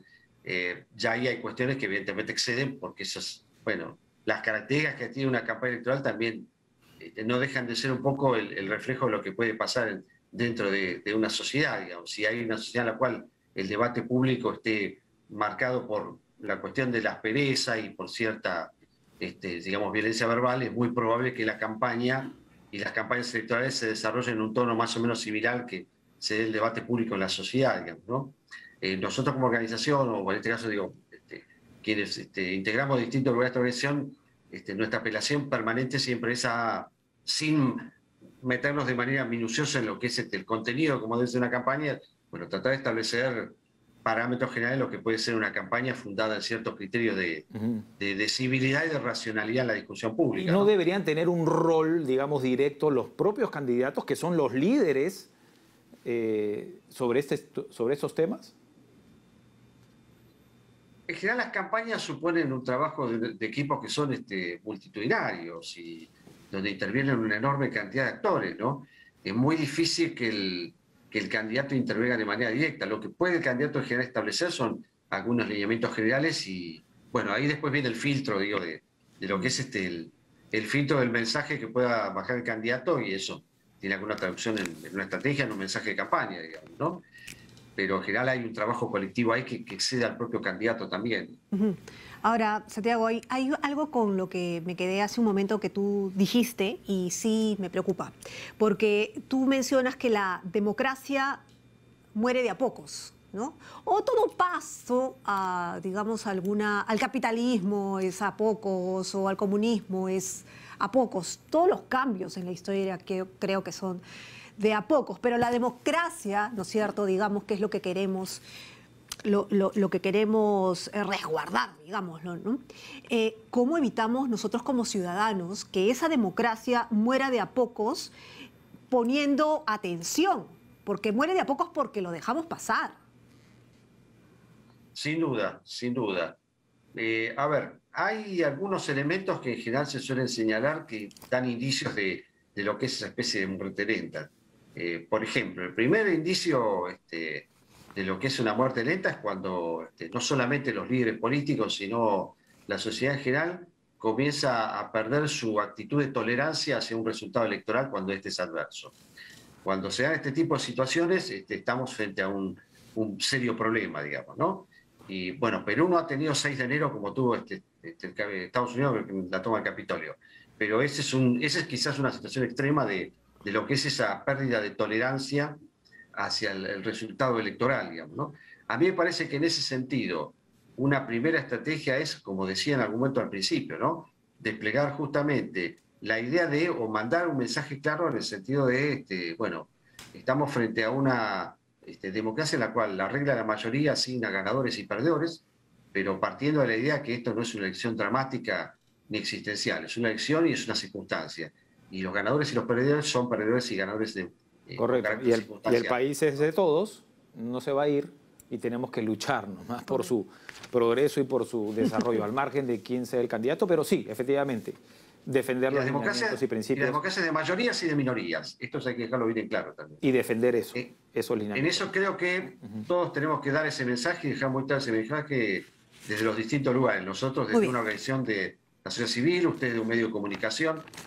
Yo creo que esa es una línea fundamental a bajar. Perfecto. Cada uno pone su granito de arena. Muchas gracias a Santiago Leiras, miembro del Consejo de Expertos del Tribunal Electoral. Así es. Nosotros vamos a hacer muchas gracias. Nosotros vamos a hacer una pequeñísima pausa. No se mueva, que seguimos en Diálogo Abierto por Nacional y TV Perú.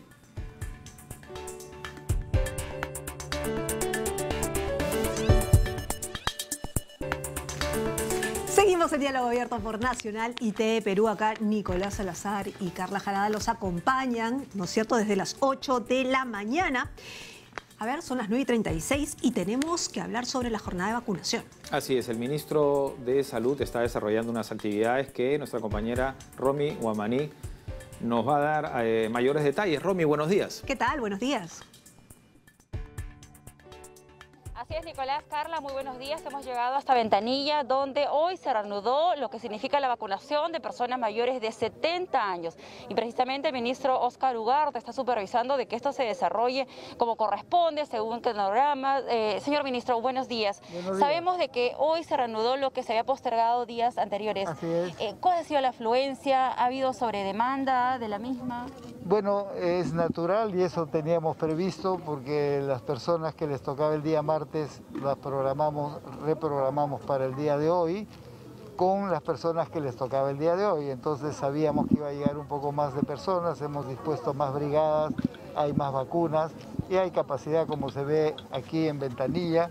Estamos con el señor regidor y las autoridades del sector salud de aquí de la región y el proceso se desarrolla con normalidad. Están circulando tanto afuera en el vacunacar con los autos, como aquí adentro en forma peatonal. Aquí está la señora Lisa, que le corresponde su vacuna. Ella va a cumplir 70 años este año y por eso le corresponde dentro del grupo de los 70. Eso también hay que hacer la precisión, ¿no? Sí. Porque a veces había de repente ese desconocimiento. Si está en el rango de edades y este año cumple 70, se le permite. Está incorporado y lo que sí pedimos es que vengan en la fecha que les toca. Cuando uno entra al aplicativo con su DNI, le dice, le toca tal día, ¿no es cierto? Y en tal horario. Les pedimos que cumplan con el día, porque lo que hemos visto en algunos centros es que personas que les toca dentro de una semana vienen corriendo a vacunarse ahora. Eso produce congestión. Y que vengan en la hora que les ha recomendado el aplicativo. Muy bien, compañeros. Entonces, el ministro también ha indicado de que se ha asegurado 50 millones de dosis de las vacunas que va a recibir el próximo gobierno. En tanto también, señor ministro, la OMS ya dio la aprobación de uso de emergencia de la vacuna Sinopharm. Usted sabe que hubieron ciertos cuestionamientos. ¿Eso les da a ustedes la validez, el respaldo para seguridad. Que sigan llegando más lotes de vacuna? Ahora, nosotros no teníamos ninguna duda porque sabíamos que en los estudios, en los ensayos clínicos se mostraba una eficacia del 79%, lo que es bien importante. Lo positivo es que la Organización Mundial de la Salud ha autorizado el uso justamente de la vacuna Sinopharm y ha demostrado que la efectividad es mayor, es 92%. Y eso es lo que estamos viendo aquí en el Perú. Los profesionales de la salud que ya se han vacunado con la vacuna Sinopharm están teniendo una protección superior a lo que se esperaba. Y eso lo ha comprobado el Colegio Médico con un estudio y también el Ministerio de Salud a través del Instituto Nacional de Salud. Cuando lleguen estos lotes de vacunas de Sinopharm, ¿se ha previsto a qué grupo de personas se va a vacunar? ¿Va a ir destinado de repente a un rango específico de edades? Estamos por decidir eso porque como tenemos vacunas suficientes, ya se han cubierto todos los grupos de edad, se han repartido o están en proceso de repartir a todas las regiones. Las 500.000 dosis que están por llegar de Sinopharm, que ya se suscribió también, adicionales a la del millón, vamos a ir viendo a qué poblaciones se pueden cubrir. Como sabemos, hay numerosos grupos que están pidiendo vacunarse, entonces vamos a ir atendiendo las demandas porque nos alcanza suficiente las vacunas que tenemos. Muy bien, también compañeros, informarles que a partir del día martes, según lo que ha declarado el señor ministro, va a comenzar la vacunación, la inmunización de personas síndrome de Down, mayores de 18 años, y el día miércoles también a pacientes que reciben tratamientos de diálisis. El ministro escucha sus consultas también para poder resolver sus consultas. Sí. Ministro, muy buenos días. Le saluda Carla Jara y Nicolás Salazar acá en Diálogo Abierto. ¿Qué tal? Buenos días. La consulta es, ministro, ya usted decía, no vayan antes de su fecha. Pero igual me pregunto, muchas personas no están yendo porque no se enteran o no pueden. ¿Qué pasa con las vacunas que se quedan, ministro?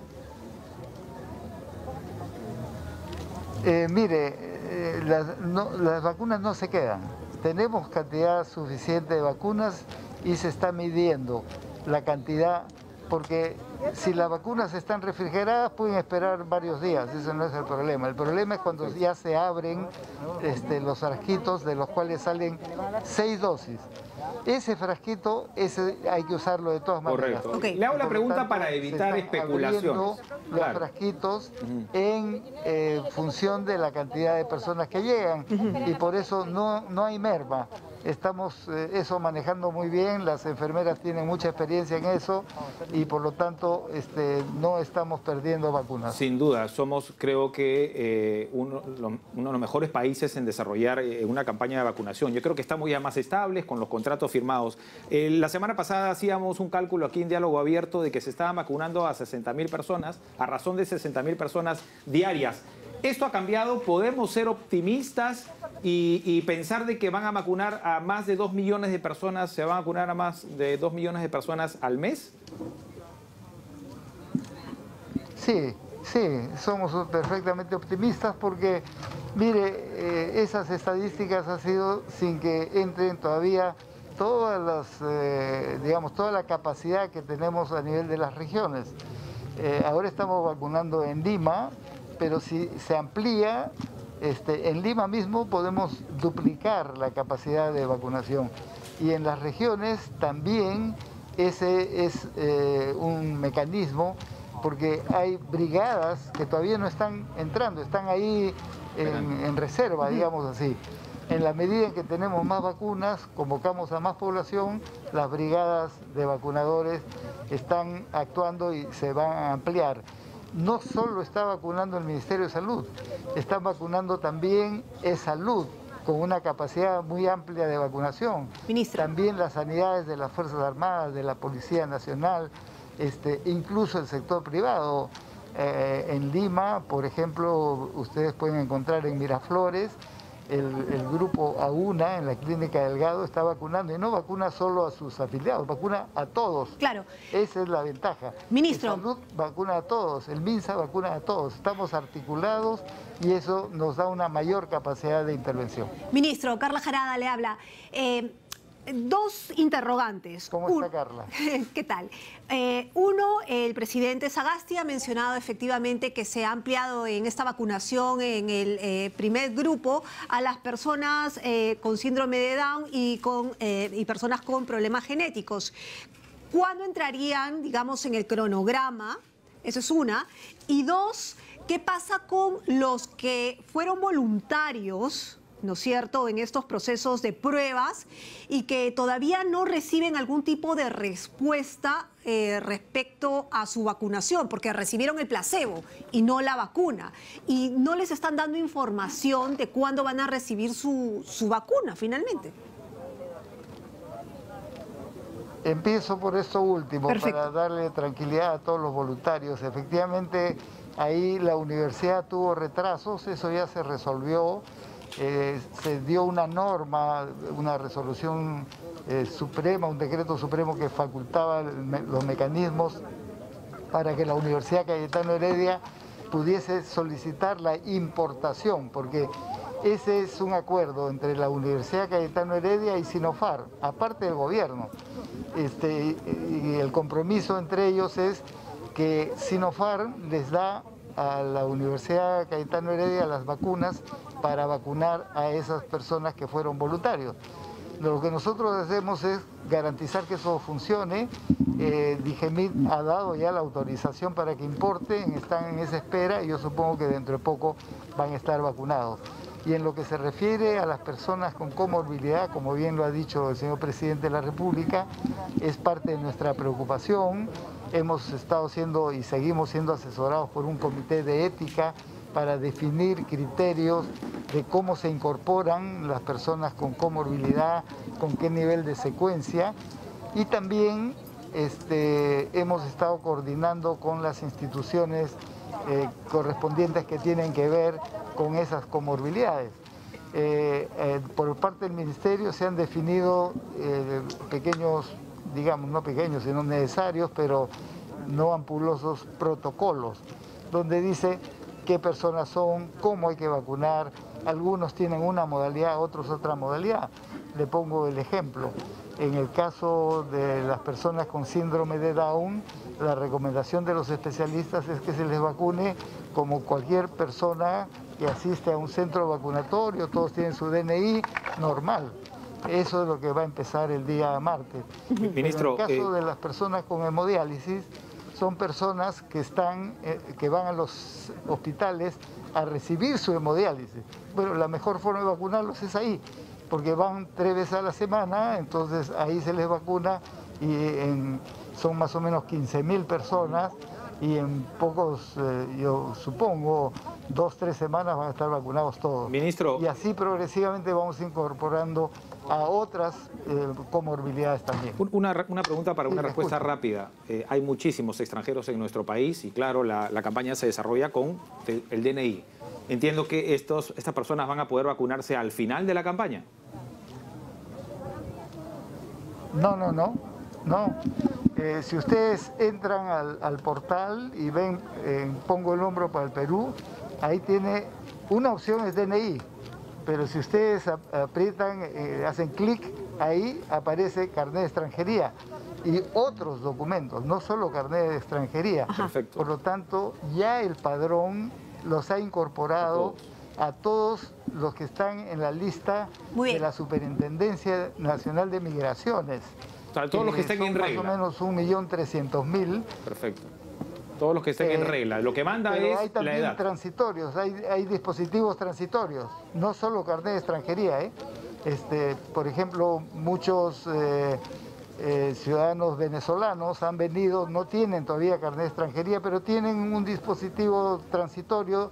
Esos están registrados. Muy bien, y por lo tanto también van a estar reconocidos en el padrón y ya están siendo vacunados a través del mecanismo. Muy bien, ministro, mil gracias. Disculpen, compañeros, brevemente, mañana.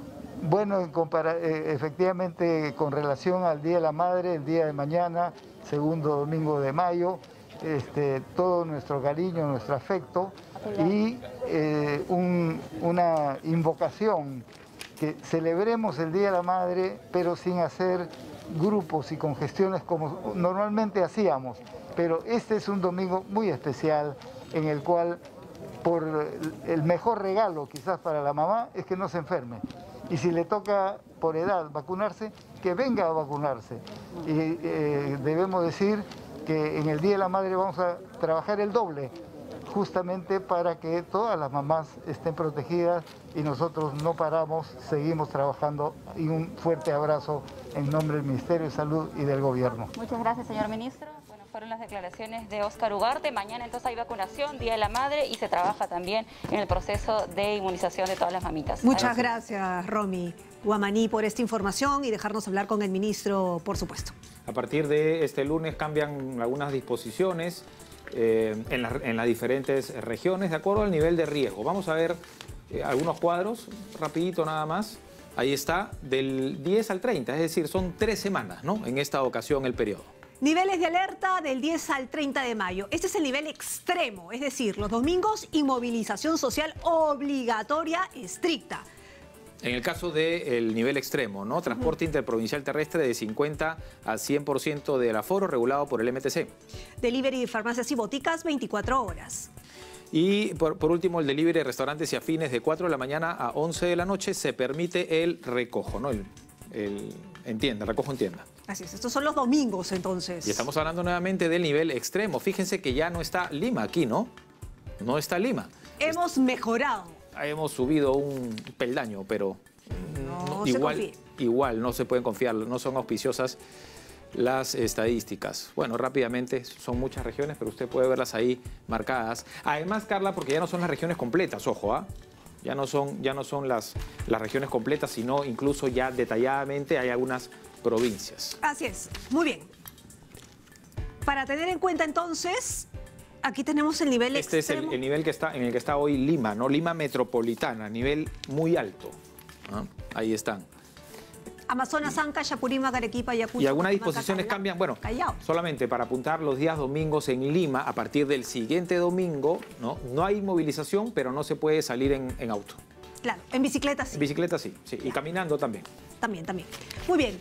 Y ya para finalizar, tenemos aquí una galletita. ¿Gusta usted una galletita? ¿Sí? A ver, prueba. Vamos a probar. Cuéntame. ¿De qué se trata? Bueno, Señor Nutriache es un producto del que vamos a hablar, que lo que busca es luchar contra la anemia, ¿no? Y entre, obviamente, sus propiedades, hablamos de cacao, quinoa, cúrcuma, omega 3, vitamina C y DHA. Pero creo, no solamente para la desnutrición, Carla, es importante, ¿no? Ya en el contexto de la pandemia y el COVID-19, hay que recuperarse, ¿ah? Por ejemplo, se recomienda mucha proteína para el post-COVID. Bueno, pero vamos a dejar que el ingeniero Julio Garay nos cuente en qué consiste, ¿no es cierto?, estas galletitas que me están haciendo. Se ven muy sabrosas. Así es. Ingeniero, ¿cómo está? Muy buenos días. Muy buenos días a toda la población peruana y a todos en general. Agradecido por el espacio que se me está brindando y antemano también reciban los cordiales saludos de parte de todo el equipo de Nutriache. Yo, ingeniero, hablaba sobre el post-COVID, ¿no? Que es importante recuperar el organismo, ¿no? Y aquí no solamente hablamos entonces de Nutriache contra la anemia, ¿no? Sino también la recuperación que necesita todo el cuerpo, ¿no? Así es, actualmente tenemos 3 tipos de galleta. La primera, que es la del empaque azul, que es nuestro producto bandera para combatir la anemia y la desnutrición. La segunda galleta, la del empaque verde, una galleta vegetariana con espirulinas, al igual como la primera, tiene la misma funcionalidad. Y la tercera, la del empaque roja, para reforzar nuestras defensas. La proteica. Así es, la proteica. Tiene 4.35% de proteína por cada 30 gramos de galleta y hierro 16.5 miligramos por cada 30 gramos de galleta. ¿Y cómo si nace Nutriache? ¿Cuándo usted crea este producto? ¿Cuántas personas están involucradas, digamos, hoy en día en este proyecto? Bueno, sí, comentarles que yo soy de Ayacucho, netamente ayacuchano, soy de la parte selva. Desde muy pequeño siempre me ha gustado poder hacer algunos trabajos. De antemano también para mí fue una revancha decirles que a los 6 años padecí de esta enfermedad, de la anemia. Luego me traje muchos objetivos, entre ellos tanto en la escuela como en el colegio. Luego postulé a Pronavec, a Beca 18.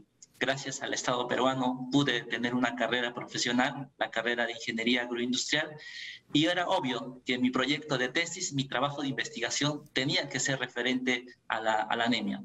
Se hizo más de 300 pruebas en mi universidad, en la Universidad Nacional de San Cristóbal de Huamanga. Finalmente pude conseguir la formulación. Luego pasamos a hacer los planes pilotos, donde pudimos demostrar la efectividad de la galleta, que en tan solo 30 días pudimos reducir un 80%. Y actualmente estamos involucrados más de 135 personas en distintas partes del Perú. Las galletas son producidas acá en Ayacucho para luego ser distribuidas a nivel nacional. Ingeniero, a ver, usted que ha sufrido de anemia, para recuperarse, ¿qué fue lo que comía? Y si esos ingredientes o digamos esos insumos los utilizó, digamos, en las galletas. Totalmente cierto, porque yo recuerdo las veces que mi mamá sacrificaba la gallina, a mí me daba la sangrecita y esa fue la alimentación que tuve. Gracias a ello pude recuperarme y ahí en ese momento me di cuenta que la sangrecita era un ingrediente base para poder subir el nivel de hemoglobina. Ante ello pude considerar la sangrecita para la formulación de la galleta, la del empaque azul. Correcto. Ahora, siempre de pequeño siempre hay una golosina, por más que nos digan no comas galletas o bueno, obviamente todo lo procesado es complicado. Aquí yo entiendo que es muy natural el producto. Hay opción, por ejemplo, usted sueña, todos soñamos, todos tenemos objetivos, hay que visualizarlos, dicen, para que se cumplan. Por ejemplo, participar en el programa Jariwarma, exportar estos productos. Sí, estamos en ese camino, venimos coordinando con el Estado peruano y ese es el sueño también de todo el equipo de Nutriache para poder trabajar de la mano con el Estado en los distintos programas sociales. Al igual también venimos acelerando las partes de la documentación y queremos ver a Nutriache, a las galletas contra la anemia en distintas partes del mundo. Yo sé que con bastante esfuerzo, con bastante perseverancia y el cultivo de la disciplina se puede lograr. Ahora, ingeniero, ¿cuántas de estas galletitas me puedo comer yo para estar bien alimentada sin exagerar y engordar? Las recomendaciones que nosotros damos son las siguientes. Para un niño es como mínimo un paquete diario que tiene que consumir. Y para una persona adulta, como mínimo 2 paquetes. Es decir, es recomendable para los niños, niñas, para las madres gestantes, madres lactantes, para las personas adultas mayores. Pero ojo, también hay otra recomendación bastante importante. La galleta Nutriache no debe combinarse con leche, sin ninguna infusión, sin mate, pero sí poder ayudarlo con un jugo de naranja o un vaso de limonada por el tema de la vitamina C. La vitamina C complementa, digamos, las propiedades de la galleta, ¿eso quiere decir? Así es, la vitamina C es un fijador de hierro, hace que pueda absorber en el cuerpo. Ah, o sea, yo puedo, digamos, prescindir de la leche, qué sé yo, pero de la vitamina C no. No, al igual como un médico cuando recomienda a su paciente que consuma el colágeno, le recomienda que lo debe hacer con la vitamina C. Sucede lo mismo también con la galleta Nutriache. ¿Cuál es el ingrediente, para ir finalizando, ingeniero, Y ya usted mencionó las 3 presentaciones, ¿no? La roja, la azul y la verde. Incluso una vegetariana, usted mencionó, ¿no? Sí. Que es la verde, ¿no? ¿Cuál es el ingrediente que se mantiene en las 3? Porque al final hablamos de la proteica y, en fin, de cada presentación, pero las 3 sirven para luchar contra la anemia. Sí, correcto. Los ingredientes bases para poder hacer nuestras 3 tipos de galletas son la quinoa, la kiwicha, la cañihua, el tarwi. Como sabemos, son los granos andinos que se cultivan acá en nuestro Perú y es lo que también de antemano revaloramos para poder elaborar nuestras galletas. Entonces, las 3 tienen estos insumos y ya luego se diferencian por algunos secretitos más. Sí, bueno, entre ellos hay más de 14 ingredientes que se acoplan para poder hacer las galletas. Ahora, siempre está qué sé yo, los prejuicios con respecto a la mantequilla y la grasa, ¿no? de la galleta. ¿Cómo hacen ustedes? Mencionarles que nuestros productos Nutriache, los 3 tipos de galletas, son libres de octógono. Hemos tratado de poder estar por debajo de lo límite permisible y es por ello que estamos... por eso que no tienen los octógonos. Sí, son libres de octógono. No son altos en grasas, no son altos en azúcares, absolutamente nada. Ingeniero, ¿dónde podemos encontrar su producto? Sí, actualmente estamos a nivel nacional. Lo pueden encontrar en Incafarma, en Mifarma, en las tiendas OXXO, y antemano también tenemos puntos de venta autorizados. Cualquier consulta o sugerencia nos pueden escribir al WhatsApp al número 961-107-269. 961-107-269. Recordarles que estamos en Incafarma y Mifarma en todos los departamentos del Perú. Muy bien, ingeniero, muchísimas gracias, ingeniero Julio Garay, por habernos contado su experiencia. Sí, felicitaciones. Gracias, igualmente les mando un fuerte abrazo desde Ayacucho. Muchas gracias. Igualmente, un abrazo. Saludos. Felicidades. Y ahí, ya hay un hueco acá. ¿Dónde está la galleta que estaba acá? Acá Yogi se jaló una. ¿Ah? Dice que tiene que alimentarse mejor, dice. ¿Ah? Está débil. Está débil, dice. Está desnutrido. No. Bueno, aprovechamos para despedirnos. Con una sonrisa y con optimismo. Es difícil en medio de una pandemia, en medio de una campaña electoral que nos preocupa porque queremos tanto a nuestro país. Y sobre todo en el contexto de un Día de la Madre que va a ser distinto. Así es. Pero hay que tratar de ver la vida de manera positiva. Pero claro que sí, con alegría, por supuesto, porque no todo dura para siempre, ni cuerpo que lo aguante 100 años, ¿no dice? Sí. Sobre todo estar unidos, ¿no? Porque finalmente todos somos peruanos, queremos a nuestro país, todos juntos vamos a acabar con esta pandemia, ¿no? Y nada, aprovechamos para decirle un feliz día a todas las madres del Perú y en especial a todas las madres de los trabajadores del IRTP y a todas las trabajadoras del IRTP que son madres. Claro. Brendita, un besito. Y las mamis de mi familia, por supuesto. Y a todas. Y a mi madre. Feliz día, señora de Salazar. Nos reencontramos el próximo sábado, diálogo abierto, recuerden, en todo el planeta, a través del internet, de las plataformas del IRTP. Estamos, por supuesto, en Radio Nacional y en TV Perú Noticias también. Sábado 8 en punto de la mañana. Chao, buen día, buen fin de semana. Chao, chao.